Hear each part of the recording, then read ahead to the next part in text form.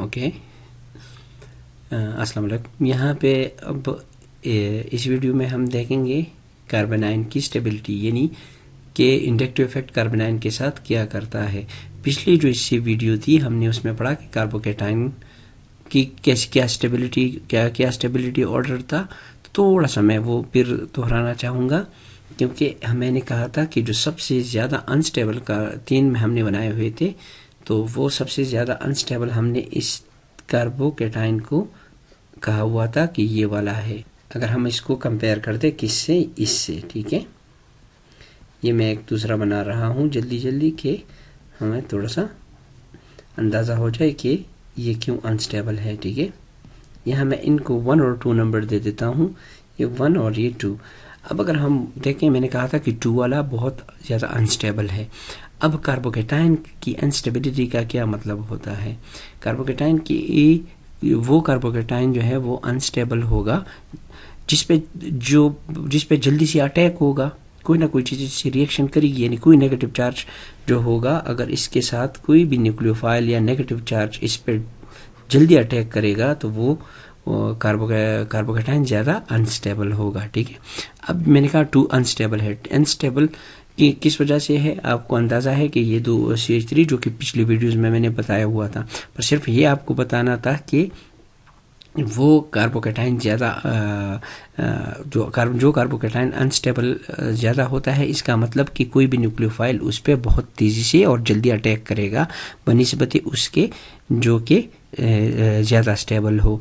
मतलब इन A1 और 2 में 2 बहुत अनस्टेबल है, और अगर आपके पास कोई भी 1 नेगेटिव चार्ज स्पीशीज़ हो, कुछ भी हो, सपोज़ आपके पास अगर OH हो या कोई भी ऐसी चीज़ हो, मतलब हम लगा देते हैं सपोज़ हमारे पास कोई भी नेगेटिव चार्ज OCH3 हो सपोज़, ठीक है, ये नेगेटिव ऑक्सीजन है, ये अटैक अगर और हमारे पास 1 और 2 दोनों पड़े हो एक ही कंटेनर में, तो डेफिनेटली जो OCH3 है वो अटैक करेगा 2 वाले पे बहुत जल्दी, क्योंकि 2 का जो कार्बोकेटाइन है वो बहुत ज़्यादा पॉजिटिव है और वो इसको बहुत जल्दी अट्रैक्ट करेगा बनिस्बत 1 के।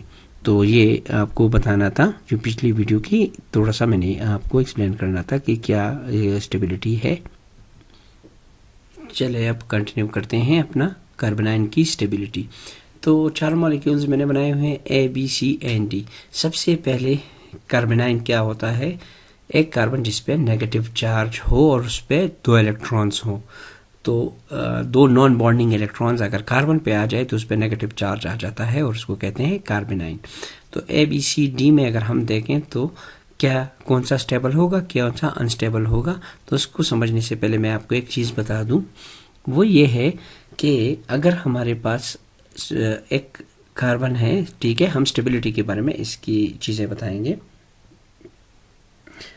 वो ये है कि एक कार्बन है सपोज कुछ भी हो, और उसी कार्बोनाइन का इलेक्ट्रॉन जो है वो उस पर 2 ये नेगेटिव चार्ज और उसके इलेक्ट्रॉन्स ज़्यादा स्प्रेड हुए हों, बहुत फैले हुए हों, और दूसरा एक कार्बन है जिसको कुछ फर्ज करें, हमें कोई पता नहीं क्या क्या लगा हुआ है, इसको A, B, C लगा हुआ है, इसको D, E, F लगा हुआ है, ठीक है, और इसके कम स्प्रेड हुए हैं, यानी हम इसको भी 1 और 2 कह देते हैं, ठीक है। तो कार्बोनाइन का मतलब है कि ये जो कार्बोनाइन हमारे पास होते हैं वो क्या होते हैं, नेगेटिव चार्ज होते हैं, और किसी चीज़ वो चाहते हैं कि किसी पॉजिटिव चीज़ पे अटैक करे। अगर आप इन दोनों में देखें तो A, B, C, D just मैंने कोई आइटम्स नहीं है, पहचान के लिए एक ग्रुप लगाए हुए हैं, जैसे A, B, ये A, B, B और C, D, E, F, ये कोई आइटम्स नहीं है, जस्ट आपको बताया है कि कुछ भी लगा हो, ठीक है। अब 2 वाला सपोज ज़्यादा स्प्रेड है, बहुत फैला हुआ है, और 1 कम फैला हुआ है, तो अब क्या होगा, 2 वाला ज़्यादा अनस्टेबल होगा। क्यों? क्योंकि आप देखें तो इसके जो इलेक्ट्रॉन क्लाउड को हम देखें, ये वाला, ये कार्बन के तसल्लुत से या कार्बन के उससे दूर है या कार्बन से ज़्यादा ऊपर फैला हुआ है, ठीक है, यानी कार्बन के अट्रैक्टिव फोर्स इस पे इतना काम नहीं कर रहा, ये उससे ज़्यादा फैला हुआ है, ठीक है। और दूसरा जो है कार्बन 1 की तरफ अगर हम आके देखें तो इसी में हमारे पास जो ये है इलेक्ट्रॉन क्लाउड जो है ये नेगेटिव चार्ज की वजह से या दो नॉन बॉन्डिंग इलेक्ट्रॉन की वजह से ये कार्बन ने थोड़ा टाइट पकड़ा हुआ है, तो वो अब 2 वाला जो है वो कार्बन ने टाइट नहीं पकड़ा, थोड़ा लूज पकड़ा हुआ है। जो चीज़ लूज होती है वो तेज रिएक्ट करेगा, और जो कार्बन ने टाइट पकड़ा हुआ है 1 वाले ने, वो क्या करेगा, वो रिएक्ट थोड़ा स्लो करेगा 2 मॉलिक्यूल 2 वाले कार्बन आयन से। ठीक है, तो मैं ये थोड़ा सा आपको ये समझाना चाह। चलें, अब यहाँ पे हमारे पास जो 4 ऊपर मैंने कार्बन आयन बनाए हुए हैं, इसकी स्टेबिलिटी को देखते हैं। अब कार्बन आयन ए जो है, अगर हम देखें तो ये कार्बन आयन, इसके कार्बन आयन वाले कार्बन के साथ क्या लगा हुआ है, इसके साथ हमारे पास 3 हाइड्रोजन्स लगे हुए हैं। ठीक है, और अब इसके बाद बी वाले में 2 हाइड्रोजन्स लगे हुए हैं, पर एक और CH3 ग्रुप भी लगा हुआ है। अब अगर हम आए और देखें कि 3 वाले को देखें, सी वाले को देखें, तो इसमें एक हाइड्रोजन लगा हुआ है और 2 CH3 लगे हुए हैं। अगर हम फिर देखें डी को, तो डी में तो 3 की 3 जो है CH3 ग्रुप लगे हुए हैं। अब चूंकि ये हमें पता होना चाहिए कि जो मिथाइल ग्रुप होते हैं या अल्काइल CH3 ग्रुप्स या मिथाइल अल्काइल ग्रुप जितने भी होते हैं वो इलेक्ट्रॉन डोनर्स होते हैं। ठीक है, अब जो इलेक्ट्रॉन डोनर होते हैं तो वो यहाँ क्या किरदार अदा करेंगे, तो अगर हम देखें ए में सिर्फ हाइड्रोजन्स लगे हुए हैं, 3 हाइड्रोजन्स लगे हुए हैं, तो वो हाइड्रोजन इतने इलेक्ट्रॉन डोनर्स नहीं है। तो अगर हम रेफरेंस इस तरह वैसे एज्यूम करते हैं कि इसी कार्बन का जो ए है, इसी के जिसको 3 हाइड्रोजन लगे हुए हैं, इसका इलेक्ट्रॉन क्लाउड जो है वो सपोज इतना फैला हुआ है। ठीक है, अब ये है उसके इलेक्ट्रॉन क्लाउड। अब बी की तरफ देखें तो बी का इलेक्ट्रॉन क्लाउड ज्यादा फैला हुआ होगा। ये मैं बना देता हूं CH और CH3, हम कहेंगे थोड़ा सा ज्यादा फैला हुआ है। अब आप कहेंगे कि ये क्यों ज्यादा फैला हुआ है, उसका एक रीजन है। रीजन ये है कि यहाँ पे हमारे पास एक इलेक्ट्रॉन डोनेटिंग ग्रुप लगा हुआ है, इलेक्ट्रॉन डोनर CH3। तो CH3 क्या कर रहा है, वो इसी कार्बन में मजीद इलेक्ट्रॉन अंदर पुश कर रहा है। जब ये पुश कर रहा है, बॉन्ड के इलेक्ट्रॉन भी इस कार्बन में पुश कर रहा है, तो क्या होगा, ये जो कार्बनाइन बना हुआ है ये ज्यादा फैल जाएगा, क्योंकि ये CH3 ग्रुप जो हमारे पास है ये इलेक्ट्रॉन डोनर है और ये इसमें मजीद इलेक्ट्रॉन्स इसी कार्बन में पुश कर रहा है। तो क्या होता है कि इस जो हमारे पास कार्बनाइन का ये बल्क है तो ये ज्यादा फैल जाता है। और ज्यादा फैलना मैंने क्या कहा था, क्या होता है, जो कार्बन के ऊपर चार्ज ज्यादा फैल जाएगा एक ही कार्बन के ऊपर, वो उसकी तसल्लुत से थोड़ा सा निकल जाएगा या उसके तो क्या होगा, तो कार्बन का जो लोन पेयर होगा वो ज्यादा फैल जाएगा। ठीक है, और जो ही फैल जाएगा तो वो थोड़ा सा अनस्टेबल होगा। ठीक है, अब सी की तरफ आ जाते हैं और देखते हैं कि सी का क्या होगा। सी को चूंकि 2 मिथाइल ग्रुप लगे हुए हैं, ये और ये, तो ये बहुत आसान है। ये में CH3 और एक H, सपोज H नहीं इतना पुश करता, हम कहें कि सिर्फ और सिर्फ पुश करते हैं मिथाइल या अल्काइल ग्रुप, तो इसका थोड़ा सा मैंने और फैला हुआ बनाया। क्यों, उसका रीजन ये है कि इसको 2 जो है मिथाइल ग्रुप जो है उसमें मजीद इसी कार्बन में इलेक्ट्रॉन पुश कर रहे हैं, तो जिससे आपका कार्बनाइन जो कार्बन के ऊपर कार्बनाइन है उसका क्लाउड और बढ़ जाता है। ठीक है, अगर जितना भी वो बढ़ेगा फैलेगा तो उतना वो कार्बनाइन अनस्टेबल होगा, क्योंकि अब वो कार्बन के तसल्लुत से निकल गया है। ठीक है, और वो किसी और चीज पे अटैक आसानी से कर सकता है, यानी कार्बन ने उसको बहुत टाइटली अब नहीं पकड़ा, क्योंकि कार्बन को और 2 जो मिथाइल ग्रुप हैं वो भी इलेक्ट्रॉन पुश कर रहे हैं। तो अब उसको इतनी ज्यादा जरूरत नहीं है कि वो अपने कार्बनाइन के इलेक्ट्रॉन्स को अपने नजदीक रखे, तो वो उससे दूर चले जाते हैं और वो किसी ना किसी चीज पे बहुत आसानी से अटैक कर सकते हैं। अब जो डी है वो तो डी का तो आप लोगों को बहुत जल्दी आसानी से आप कर सकते हैं। कि उसको 3 CH3 लगे हुए हैं। अब 3 CH3 का मतलब क्या है कि तीनों की तीनों इसमें इलेक्ट्रॉन पुश कर रहे हैं। तो अगर हम देखें तो ये तीनों इसमें इलेक्ट्रॉन कार्बन में पुश कर रहे हैं।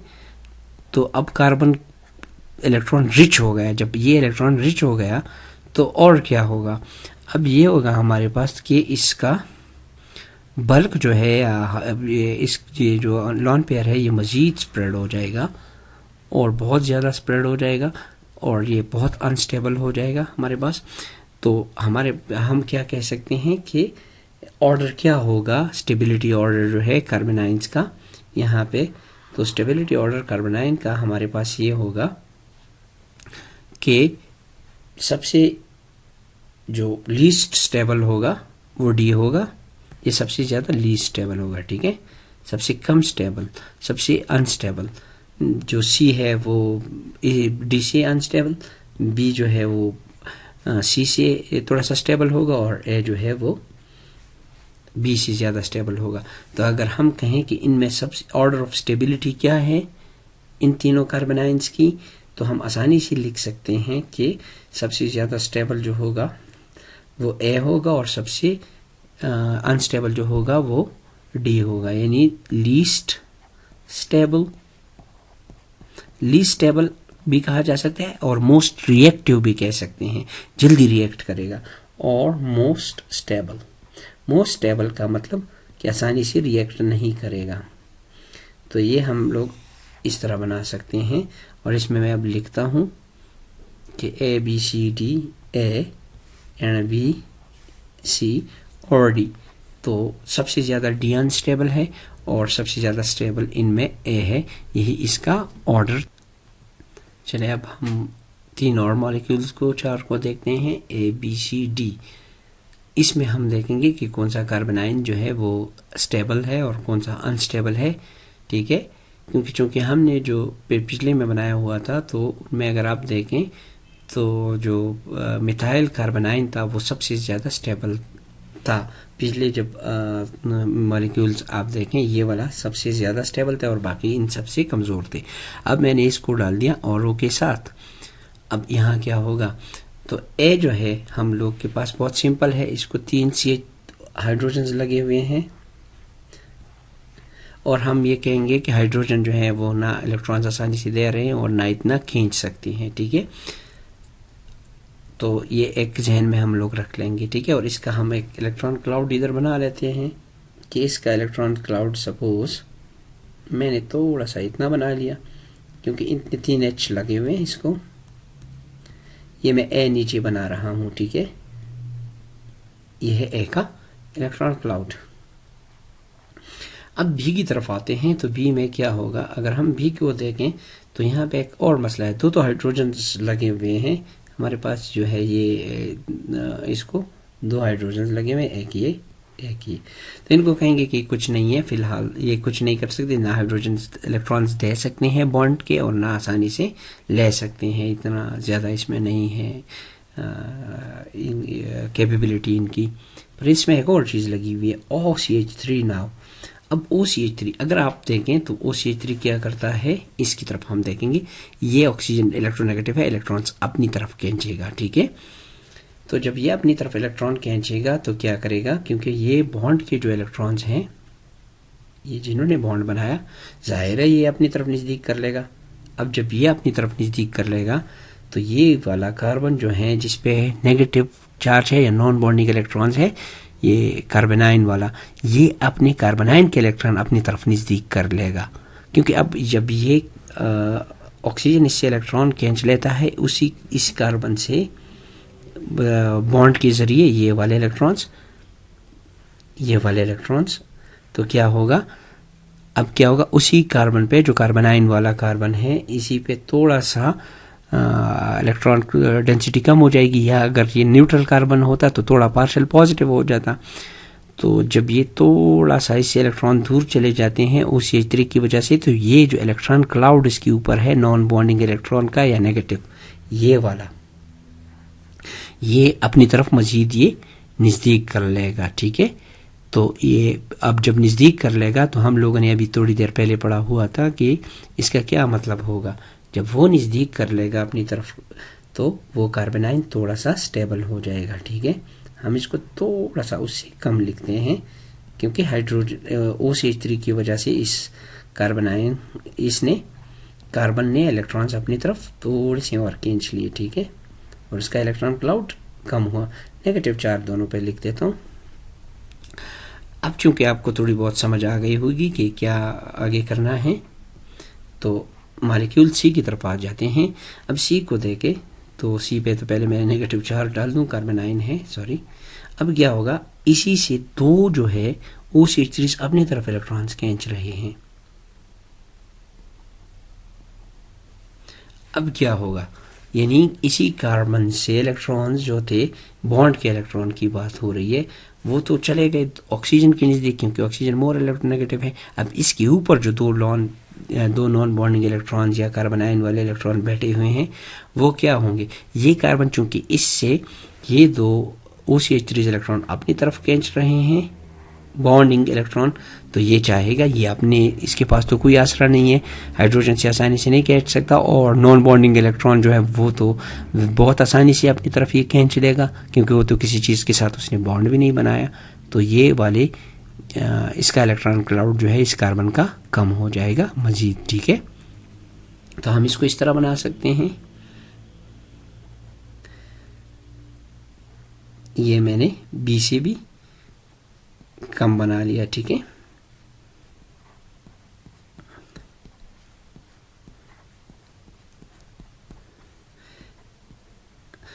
अब आ जाते हैं डी की तरफ। तो डी, आप इधर मॉलिक्यूल को अगर आप देखें तो 3 OCH3 जो हैं उससे इलेक्ट्रॉन्स खींच रहे हैं अपनी तरफ। तब जब 3 अपनी तरफ खींचेंगे तो ये कार्बन तो नॉन न्यूट्रल होता तो पार्शियल पॉजिटिव हो जाता। तो पार्शियल पॉजिटिव तो इसलिए नहीं हो जाता, नहीं हो रहा कि इसमें नेगेटिव चार्ज है। तो ये कार्बन क्या करेगा, क्योंकि इससे 3 OCH3 इलेक्ट्रॉन खींच रहे हैं, तो ये अपने इलेक्ट्रॉन जो है नॉन बॉन्डिंग अपनी तरफ मजीद खींचेगा और नज़दीक कर देगा। तो इसका फिर क्या असर होगा, ये इस तरह हो जाएगा। मैंने बहुत छोटा सा ये बना लिया। ठीक है, OCH3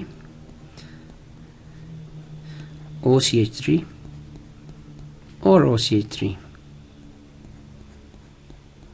और इसका क्लाउड इतना हो गया। ठीक है, अब इसको फिर लेबल करते हैं CD। अब चूंकि मैंने बताया हुआ था कि जो कार्बन होगा कार्बनाइन, वो कार्बनाइन ज़्यादा स्टेबल होगा जिसके नॉन बॉन्डिंग इलेक्ट्रॉन्स या जो नेगेटिव चार्ज की वजह से इलेक्ट्रॉन्स है कार्बनाइन वाले इलेक्ट्रॉन, वो कार्बन के नज़दीक हो। तो अगर आप देखें तो कार्बन डी के इलेक्ट्रॉन्स कार्बन के बहुत नज़दीक है, तो ये सबसे ज़्यादा स्टेबल हुआ। उसके बाद अगर हम देखें तो जो सी वाला है, इसका भी क्लाउड इतना नहीं फैला हुआ। सेकंड, ये इसको मैं कह देता हूँ फर्स्ट स्टेबल, इसको कहते हैं सेकंड स्टेबल। अब 3 जो है, 3 को अगर हम देखें तो उसको एक OCH3 फिर भी लगा हुआ है, ये थर्ड स्टेबल। और फोर्थ को देखें, ए को देखें तो ये फोर्थ स्टेबल क्योंकि इसके इलेक्ट्रॉन क्लाउड थोड़ा सा फैला हुआ है। तो यहाँ से हम इंडक्टिव इफेक्ट की वजह से मालूम कर सकते हैं कि कौन सा कार्बनाइन जो है वो ज़्यादा स्टेबल होगा। ठीक है, तो डी इज़ मोस्ट स्टेबल। तो यहाँ पे हम ऑर्डर लगा देते हैं कि कौन सा ज़्यादा स्टेबल है और कौन सा लीस्ट स्टेबल है। तो यहाँ पे लिख देते हैं लीस्ट स्टेबल कार्बनाइन और मोस्ट स्टेबल कार्बनाइन। ठीक है, तो ये मैं इसके लिए लाइन खींच रहा हूँ और ये येलो से कहते हैं, सॉरी। तो हम इस तरह एक लाइन खींच लेते हैं, ये हुआ। ठीक है, तो सबसे ज़्यादा अनस्टेबल कार्बनाइन कौन सा है इसमें, यानी ए वाला सबसे अनस्टेबल है। अगर पिछले मॉलिक्यूल्स या पिछले एग्जाम्पल की तरफ आप देखें तो उसमें ये सबसे ज़्यादा स्टेबल था क्योंकि इसका मुकाबला उन कार्बनाइन के साथ था जिसके ये वाला कार्बनाइन जो था ये उन पिछले वाले मॉलिक्यूल्स में सबसे ज़्यादा स्टेबल था क्योंकि इसका मुकाबला उनके साथ था, उन कार्बनाइन के साथ कि जिसके कार्बनाइन के कार्बन के साथ इलेक्ट्रॉन डोनर ग्रुप्स लगे हुए थे जो कि मज़ीद इलेक्ट्रॉन पुश कर रहा था उस कार्बन में।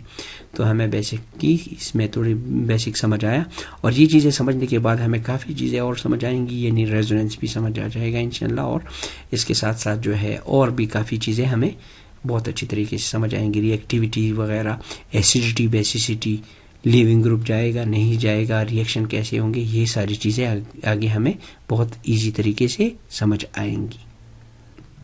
ओके, चलो थोड़ा सा एक एग्जांपल्स कुछ कर लेते हैं। मैंने 3 मॉलिक्यूल्स ड्रॉ किए हैं। आपके ख्याल में इन तीनों का जो है स्टेप, इन तीनों में से कौन सा कार्बन सबसे ज़्यादा स्टेबल है और कौन सा सबसे लेस अनस्टेबल है या लीस्ट स्टेबल है? ठीक है, या हम दूसरी तरीके से, लीस्ट स्टेबल का मतलब होता है मोर रिएक्टिव और मोस्ट स्टेबल का मतलब होता है लेस रिएक्टिव। तो इन तीनों में कौन सा ज़्यादा स्टेबल है और कौन सा ज़्यादा अनस्टेबल है? तो इसका ऑर्डर आप लोग ज़रा लिख दें।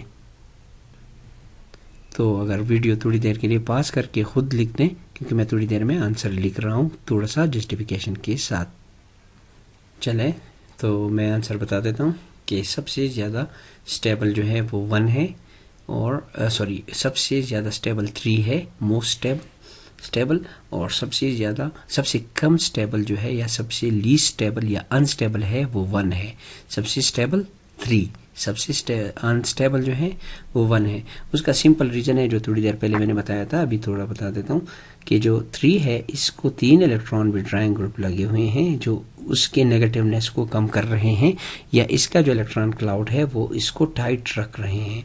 अब जो मॉलिक्यूल 2 है, अगर हम इसको देखें तो इसमें 2 ग्रुप्स लगे हुए हैं हमारे पास, और वो क्या कर रहे हैं, वो इसमें अगर हम देखें तो 2 इलेक्ट्रॉन विड्रॉइंग ग्रुप लगे हुए हैं। कौन कौन से? ये 2 क्लोरीन्स, इसी में 3 थे, ठीक है, 1 2 3 इस कार्बन के साथ। इसमें 2 हैं जो कि इलेक्ट्रॉन्स अपनी तरफ खींच रहे हैं। अब क्या होगा, तो इसका क्लाउड जो है इलेक्ट्रॉन वो 3 वाले मॉलिक्यूल से थोड़ा सा ज़्यादा होगा, और अगर 1 की तरफ आ जाएं तो सिर्फ इसमें एक ही इलेक्ट्रॉन विड्रॉइंग ग्रुप लगा हुआ है जो कि इलेक्ट्रॉन्स को अपनी तरफ विड्रॉ कर रहा है। तो क्या होगा, इसमें अगर आप देखें तो इसका इलेक्ट्रॉन क्लाउड जो होगा वो इन सब में से ज़्यादा, इन तीनों में से ज़्यादा पहला होगा। तो हमने अभी देखा था कि जिसका भी इलेक्ट्रॉन क्लाउड सबसे ज़्यादा पहला होगा वो सबसे ज़्यादा अनस्टेबल होगा, और जिसका बिल्कुल एटम के नज़दीक होगा वो सबसे ज़्यादा स्टेबल होगा। ठीक है, तो ये ऑर्डर जो है मैंने नीचे लिख दिया कि मोस्ट स्टेबल इज़ 3, सेकंड जो है 2 वाला दरमियाना है, सी से वो 3 से कम स्टेबल है, और 1 से ज़्यादा स्टेबल है। तो आई होप कि आपको ये समझ आई होगी कि कार्बोनाइन और कार्बोकेटाइन की स्टेबिलिटी क्या है और इंडक्टिव इफेक्ट या इलेक्ट्रोनेगेटिव एटम का इसमें क्या किरदार है।